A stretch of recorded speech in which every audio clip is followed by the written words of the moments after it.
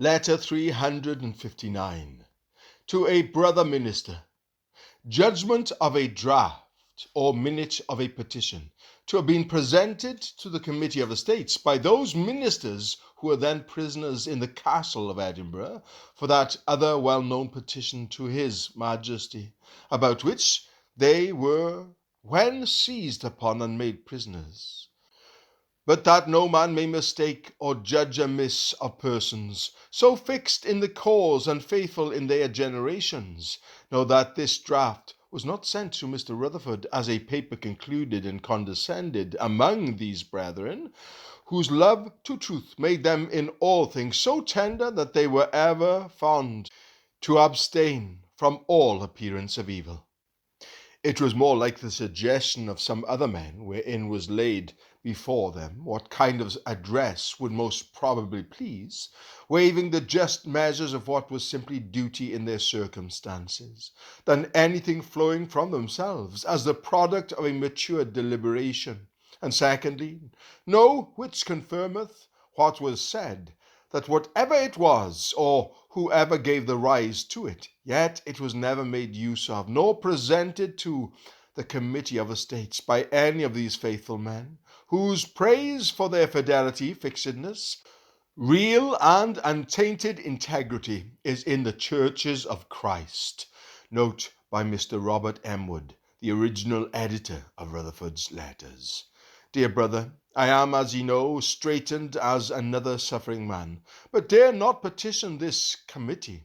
Number one, because it draweth us to capitulate with such as have the advantage of the mount, the Lord so disposing for the present, and to bring the matters of Christ to yea and no, ye being prisoners, and they the powers, is a hazard. Number two, a speaking to them in right and passing in silence the sworn covenant and the cause of God, which is the very present controversy, is contrary to the practice of Christ and the apostles, who, being accused or not accused, avouched Christ to be the Son of God and the Messiah, and that the dead must rise again even when the adversary misstated the question. Yea, silence on the cause of God, which adversaries persecute, seemeth a tacit deserting of the cause, when the state of the question is known to beholders. And I know that the brethren intend not to leave the cause. Number three, I know of no offense that you have given. I will not say what offense may be taken, either as to the matter or manner of your petition. For if what you have done be a necessary duty laid aside by others, a duty can never give an offense to Christ, and so none to man. But Christians will look upon a pious, harmless, and innocent petition to the Prince in the matters of the Lord's honour and the good of his church, though proffered by one or two, when they are silent, whose it is to speak and act as a seasonable duty. Number four, the draft of that petition which you sent me speaketh not one word of the covenant of God, for the adhering to which you now suffer, and which is the object of men's hatred, and the destruction whereof is the great work of the times. Your silence in this nick of time appeareth to be a non-confession of Christ before men, and you want nothing to beget an uncleanly deliverance from the profession of silence.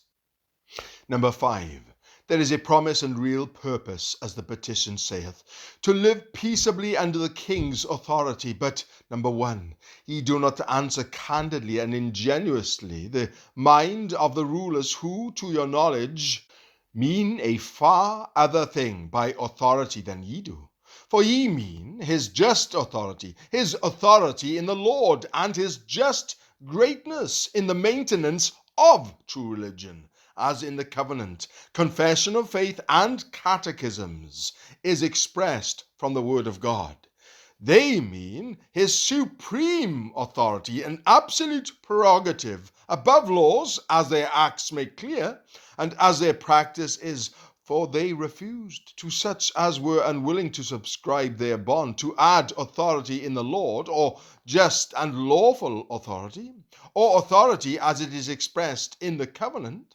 But this draft of a petition under your own hand yieldeth the sense and meaning to them which they crave. Number 2, that authority for which they contend is exclusive to the sworn covenant, so that, except ye had said, we shall be subject to the king's authority in the Lord, or according to the sworn covenant, ye say nothing to the point in hand, and that sure is not your meaning. Number 3, whoever promised so much peaceable living under his majesty's authority, leaving out the exposition of the 5th commandment as your petition doth, may upon the very same ground subscribe the bond refused by the godly, and so you pass from the covenant, and make all things bypast actings of this kirk and state, these years bypast, to be horrid rebellion, and how deep that guiltiness draweth, consider. Number 6, a condemning of the remonstrance, simply and without any limitation and distinction, is a condemning of many precious ones in the land, and a passing from the causes of God's wrath, which is the chief matter of the remonstrance.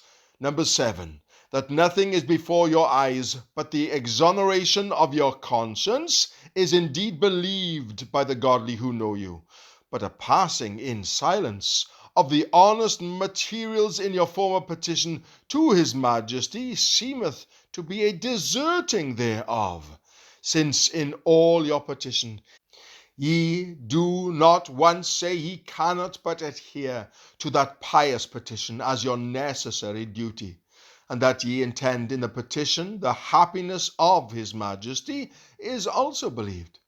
Dear brother, show to our brethren that the Lord Christ in your persons hath a stated question betwixt him and the powers on earth.